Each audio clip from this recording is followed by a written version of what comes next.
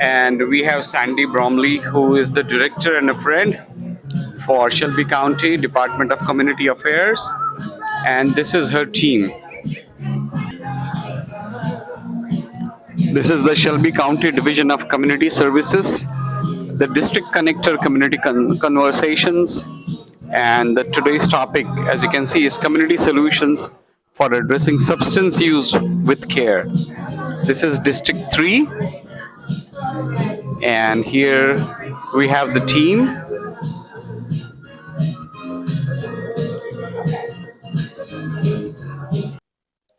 Commissioner Wright.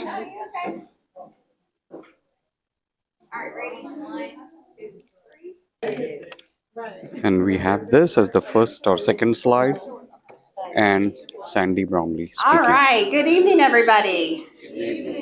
Thank you all so much for coming out tonight. We're really excited to have this community conversation for District 3 this evening. I know how hard it is to go out somewhere after work, so everyone take a minute and give yourselves a round of applause for just showing up.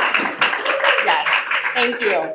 My name is Sandy Bromley. I'm the director of the Division of Community Services. We have a whole bunch of different services, departments, and programs underneath our division, which you can see up on the screen. If you want to hear anything more about the division, ask anybody in this beautiful shade of green that they have that they did not share with me. It's fine.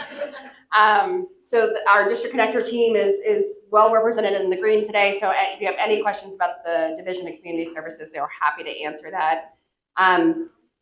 So tonight, we're going to talk a little bit about a kind of a tough topic, right? We're going to talk about the opioid epidemic, and I think it's easy for some of us to say, "Oh, that doesn't happen here. That doesn't happen in my backyard. That only happens with those people," right? And I think it's important to remind ourselves, and as we ground ourselves for tonight's conversation, to remember that those people are our neighbors, they're our cousins, they're our best friends, right?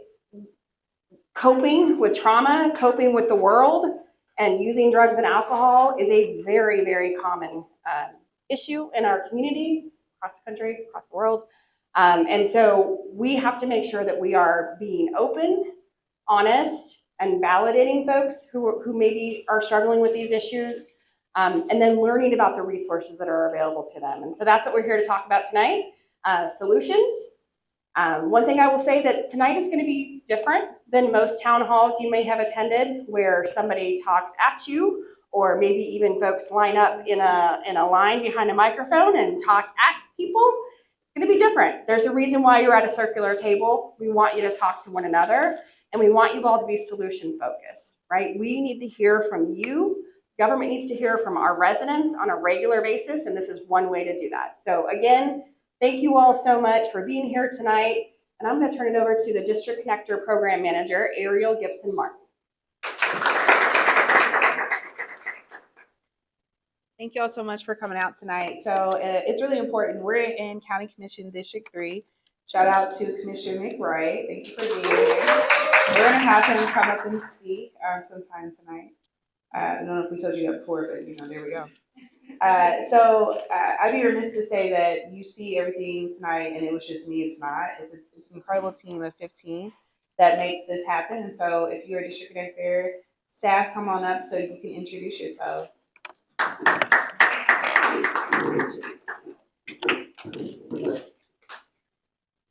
Hey everybody, my name is Rachel. I'm the connector for District 1, which is Millington, Arlington, and then all of unincorporated Shelby County.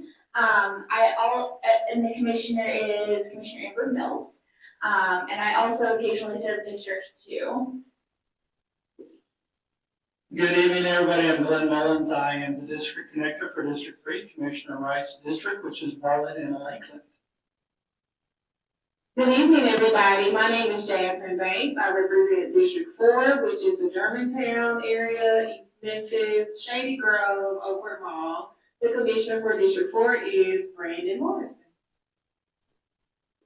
Good evening, everyone. My name is Cheyenne Gray. I am on the ground in District 5, which is Cordova and a little bit of Heartland.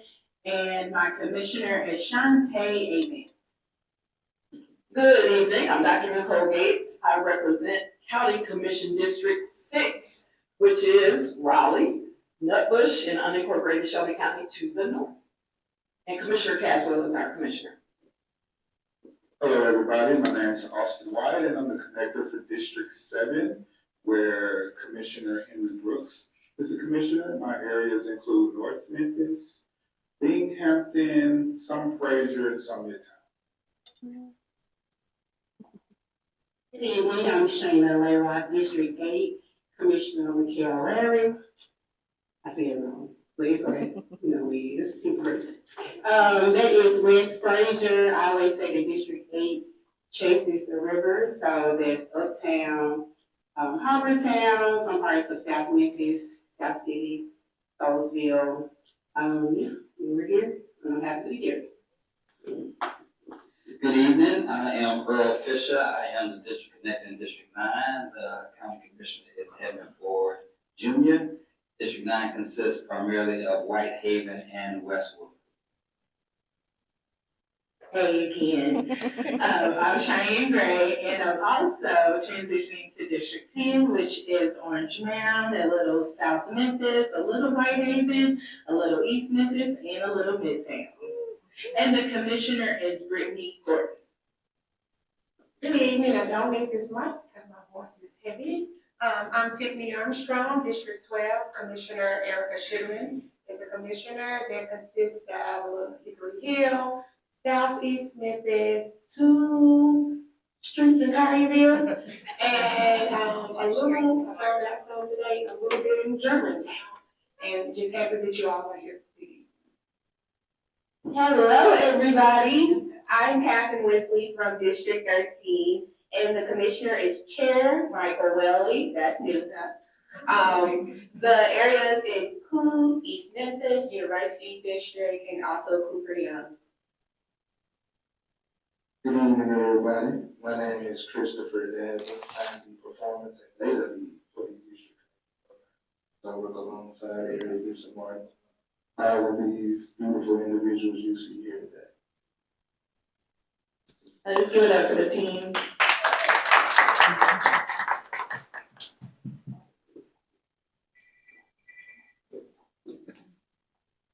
Okay, hello. Okay, we have to change out the mics. We want to make sure you can hear us and all the great things we have to say tonight. All right, awesome. So I will actually tell you a little bit about, Lynn's going to tell you a little bit about the District Connector program. I'm going to tell you about what we're doing today. So today we're going to talk about a topic that's really important to all of us. We have brought out an incredible person, subject matter expert, David Fuller, who is the Regional Overdose Prevention Specialist for Tennessee Department of Health. Thank you for being here tonight for us, David. And then we want to hear from you. You are going to create your own solutions. At your table, you have a facilitator, and they are simply there to guide the conversation. We want to hear directly about what you have to say. We'll do a little bit of Q&A. We'll hear from our incredible commissioner, and then that'll be what tonight looks like. So I want to tell you about how you got here. This is a community conversation, and we will have these in each of the 13 Shelby County Commission districts at least 3 times over the next 2 years. So we're really excited about that. So we issued out a community survey. If you haven't had a chance to take the survey, we have the survey at the sign-in table. We have one back here where Rachel is. Rachel, your wave your hand. And then in case you get a little bit thirsty on your way to the water, Sprites and Cokes, you can take the survey there. So we have plenty of opportunities for you to take that community survey. But we took the feedback from that survey, we looked at it, and we looked at what are people in that district saying they need, right? And overwhelmingly, healthcare access, particularly around needing help with substance use was a need here in District 3. So that's how we got here today. The community conversation, as Sandy said, is our take on town halls. We want to make sure that you are part of the solutions that we are proposing to several decision makers across the county as they go into budget season, as they think about programming and policy changes as well. And with that, I'm going to pass it over to the district connector for District 3, Glenn Mullins. Thank you, thank you. This is gonna be super short because Ariel must have taken my speech off the copy machine. Maybe. But I'm gonna read it anyway. It may be redundant, but I'm gonna read it anyway. Hello, everyone. I am Glenn Mullins. I am the District Connector for District 3. Welcome to District 3. We're glad you're here. The Shelby County District Connector Program is an innovative, am I doing that? Is an innovative initiative designed to strengthen community ties, connect residents to vital services, which is important, and foster collaboration across all 13 Shelby County Commission districts. One of our goals is to research and create resource mapping and data visualization for each of our districts. This means being in our districts and identifying potential stakeholders who serve a need in our community. Not only are we looking at Shelby County services that we offer, we're also in the district eyeballing and looking for anybody that's servicing a need in our community. We break down our stakeholder services by using the social determinants of health, which was new to me when I came to this program, but we got schooled very quickly on the social determinants of health. So if you have any questions about it, please see one of the folks in the lovely green shirts when we get done. The social determinants of health are the conditions in the environment where people are born, live, learn, work, play, worship, and age that affect a wide range of health. Wide range of health functioning and quality of life outcomes and risks. The social determinants of health are economic stability, education access and quality, healthcare access and quality, which is what we're doing here tonight, neighborhood and built environment, social and community context. This database that we create will one day be forward-facing to the citizens of Shelby County, who will be able to access this information in real time and find services in real time. We appreciate y'all being here and participating in our efforts to strengthen District 3 in Shelby County. Our subject tonight was picked using this data from our survey. And as Ariel said, if you have not taken the survey, please at some point tonight use the QR code to take the survey. Our topic tonight is community solutions for addressing substance use with care. We realize that this topic may affect different people in different ways. Excuse me. So please take care to take care of yourself. And remember that your seatmate may be feeling a little bit different than you are. Our speaker tonight is David Fuller. David is a Tennessee Regional Overdose Prevention Specialist here in the region with the Memphis Area Prevention Coalition. David has a resource table, and I should mention there's other resource tables in the back. If you haven't already seen them, please go see these folks. They're doing great things in our community, and anything we can do to help them, we should. David has a unique story, and we are very happy to have him, so please welcome David Fuller.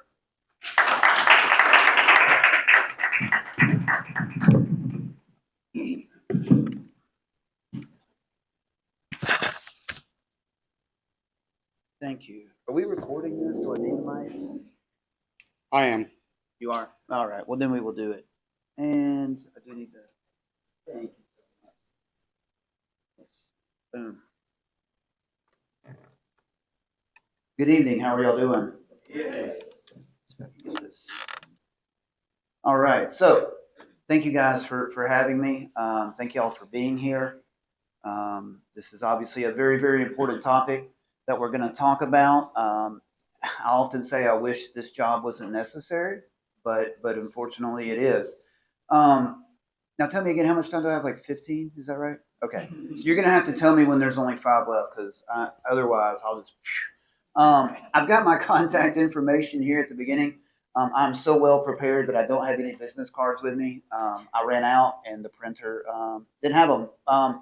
So please feel free to take a picture of that or write it down. If there's ever anything I can do for any of y'all, do not ever hesitate to reach out. That is my work number, so I do put that up sometimes. Shoot me an email, whatever. I've been doing this for about 3 years now. I do work for the Memphis Area Prevention Coalition. We're a local nonprofit. Everything I do is set up and funded from the state of Tennessee, as you can see.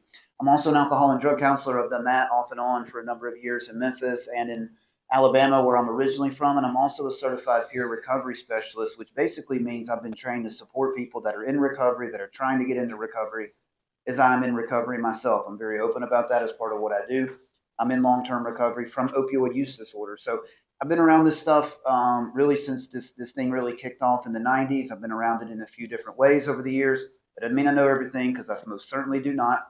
Always want to learn, and things are changing, right? And that's one of the things we're going to mention, is that these drugs continue to change. It's not over. They're still changing. So I put way too many slides in here, and so a lot of these I'm literally just going to skim. But I left them in there because I wanted y'all to have an idea of some of the things that I talk about when I do longer form presentations, and I'm always available to do that.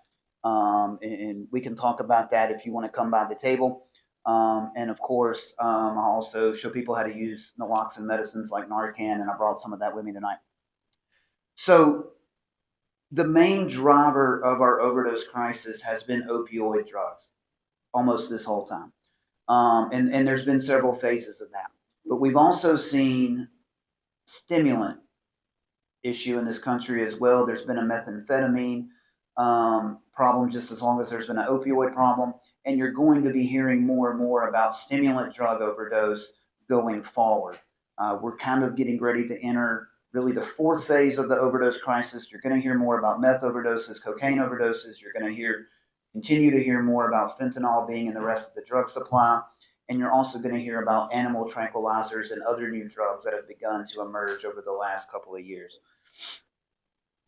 So this shows kind of the progression of the opioid epidemic, starting again in the 90s with prescription opioids. I mean, there was a lot of different ones in the mix. The main culprit was a medicine called Oxycontin that was introduced in 1996.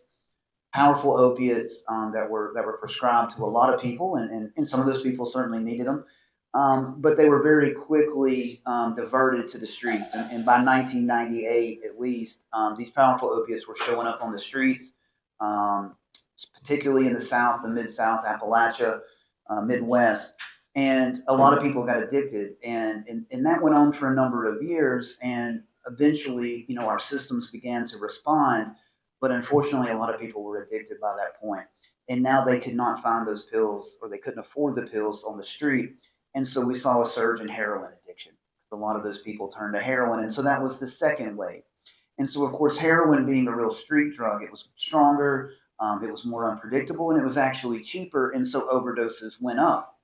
Now, I'm not going to get into a lot of the things that I normally would, but I've been losing people to overdose for almost 24 years. It started with a very good friend of mine named Anthony. He was 21 years old, and his parents woke up on Christmas Day of the year 2000 and found their only child dead.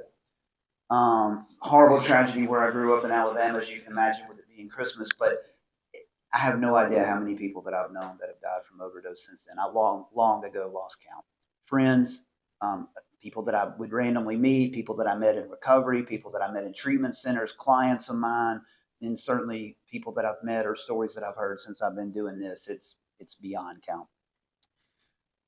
The heroin phase really didn't last that long. And then about a decade or so ago, 12 years ago, the synthetic opioids, mainly fentanyl, showed up, especially these last 8 years. And as most of us are probably aware, fentanyl is way stronger than heroin. It's way cheaper to produce. And that's when overdoses have really skyrocketed in a way that we've never seen before in our country. So I'm going to show you some statistics real quick, and then we'll kind of skim around a little bit and hit on a couple of other things. But this is Tennessee. This is the most up-to-date confirmed statistics that we have. These run through 2022. So this first line, they changed the color, so I think that's orangish. But those are people dying in our state from overdose. That includes prescription opioids. That problem has not just disappeared. Between 500 and 700 people a year die in our state from overdoses, including prescription opioids. That's a fairly high number, but it's pretty stable. So our other red line, the brighter red line, is people dying from heroin in their system. And you can see about a dozen years ago that number began to rise. Then it plateaued out, and now it's actually, oh, there we go. That was bound to happen. Let's do this. There's very little heroin around anymore. And the reason is the gray line, and that's fentanyl. And you can see for several years there, the number of deaths from fentanyl were increasing so much that the line was almost straight up. Again, we'd never seen anything like that. But see, this new graph has something new. The very end of it, it's almost horizontal. It went from almost vertical to almost horizontal. What we have finally seen in Tennessee, in Shelby County, and across the nation is these overdose deaths are beginning to plateau. In fact, they may actually be slowly going down now. We think overdoses went down in 2023 for the first time in a long time. That's a big deal, but the numbers are still really high. You can see a plateau that's still the highest it's ever been.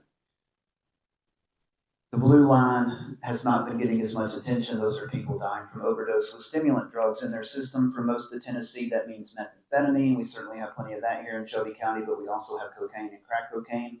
But fentanyl is by far the number one driver of these overdose deaths. Around 75% of the people in 2022 as well as 2021 that died from overdose had fentanyl in their system. So statewide here, you can see just over 3,800 people that we know of lost their life to an overdose in 2022. That was a very similar number to 2021, just a small increase, as I said. A lot of fentanyl, a lot of stimulants.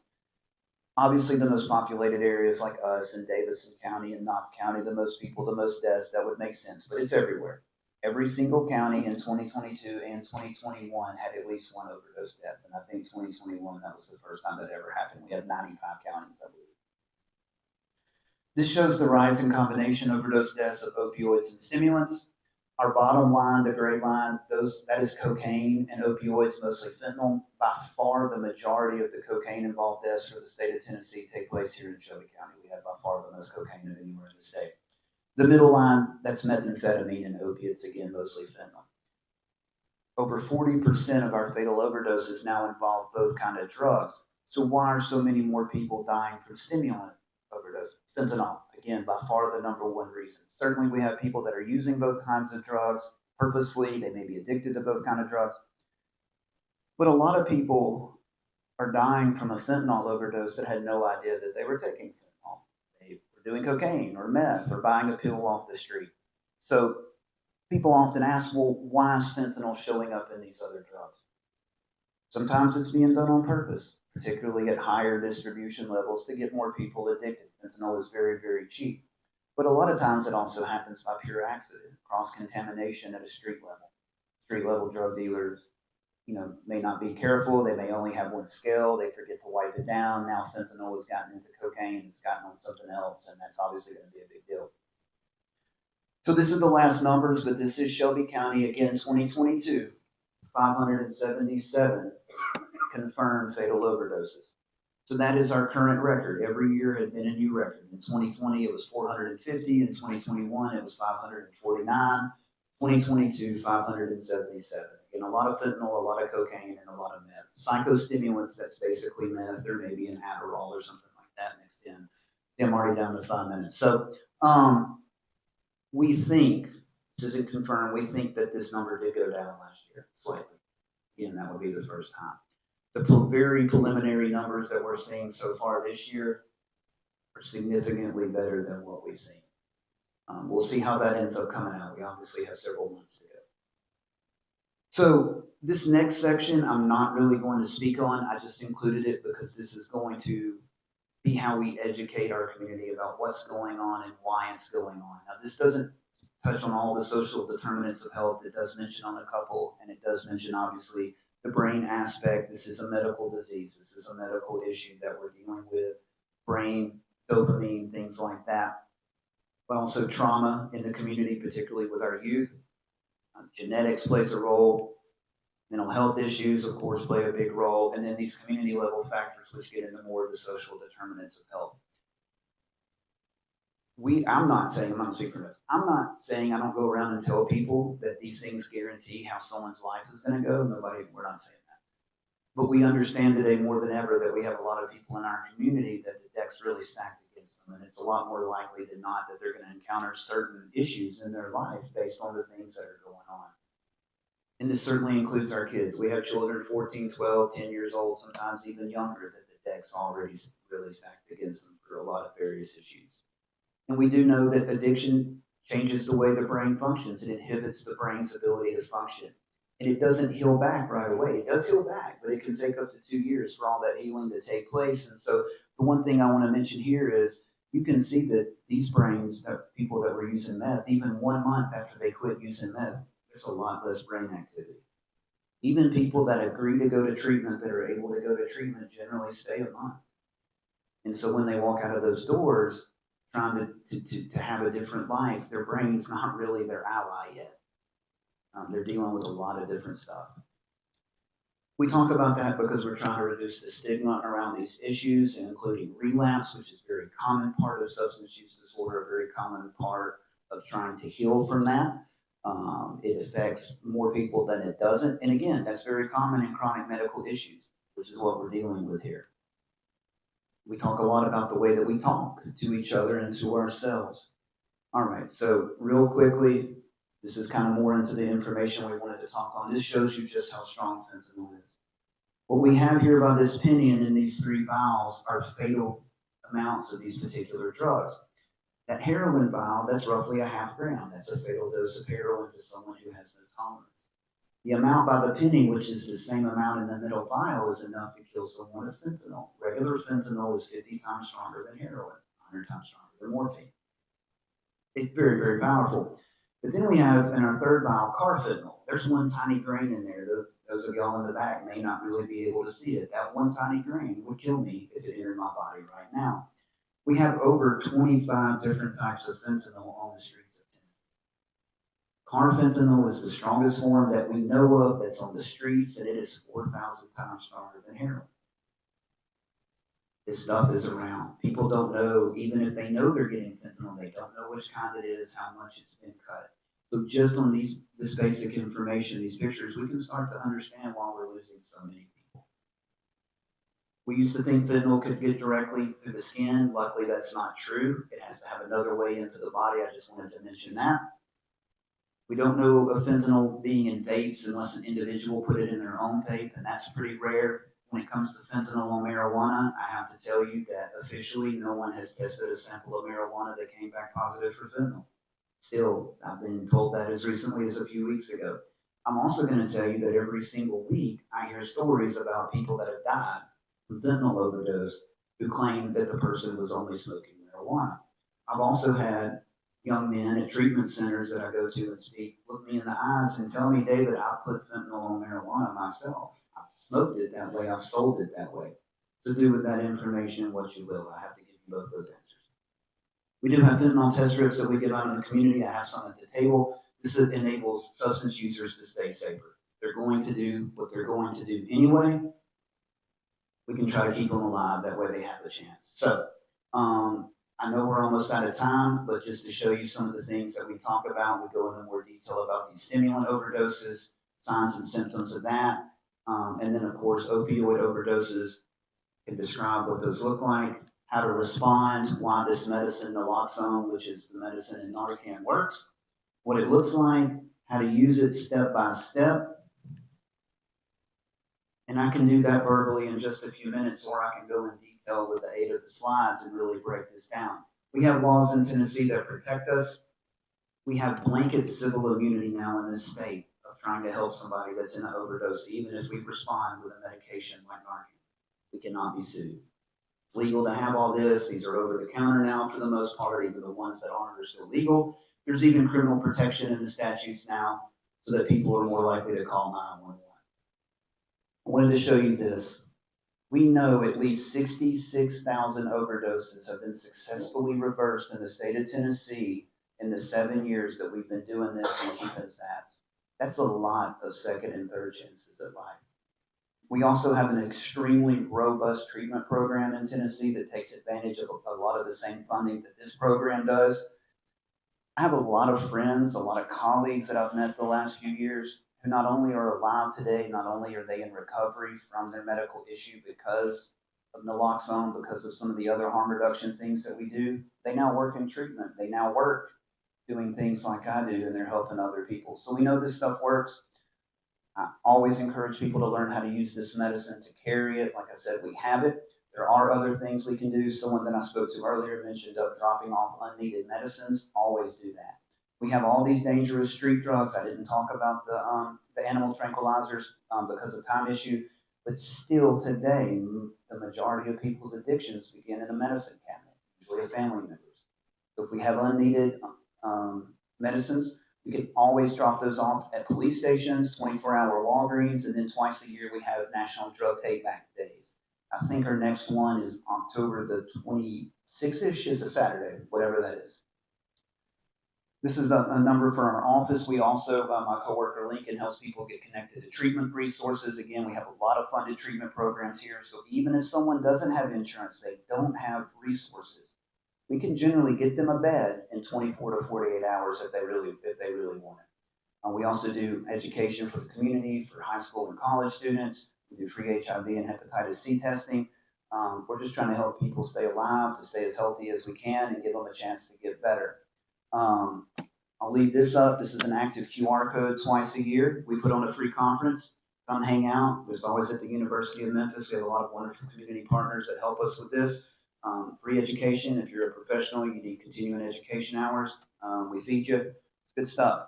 So I don't know if I'm going to float around for questions or what, but just thank you guys again for having me.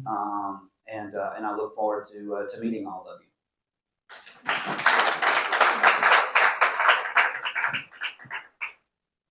Thank you so much. That was incredibly informative. It's always really good to ground yourself, at least for me, to ground myself in fact. And so that felt really good for me. So I am going to leave this up for 30 more seconds because I see a couple of phones up. Okay. So we're going to move on to the second half of our community conversation, and that's what we call our challenge mapping activity. So what we're going to do is, if you notice, you have facilitators at each of your tables in these lovely green shirts, and they're going to help coordinate the conversation, and you have a board up here. So the board says the same thing that's on the screen. And what you're going to do is, at your table in your small group, you're going to discuss your community experience. What are the biggest challenges you see in your community around opioids or substance use? Then, as a group, I want you to come up with who are the best entities to address that challenge, and what specific actions can be taken by those entities to address the challenge. And lastly, what is the supporting evidence you'll need in order to get those entities to address the challenge, and then show that there's been growth, show that it's working.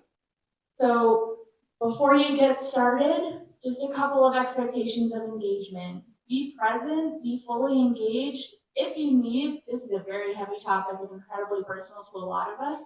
You need to take a moment and step aside, do that, so that you can be fully present. Agree to disagree. None of us are going to have the same opinions on how this should be solved. It's an incredibly deep and complex issue. Be positive in terms of there are solutions. We can do hard things. And then and then you. Give your 2 bits, and then let somebody else have an opportunity to share their 2. So we have about 15, we have some time to work on this as a group. I will give a 5-minute warning when we're getting towards the end, and then we're going to ask some folks to share their ideas.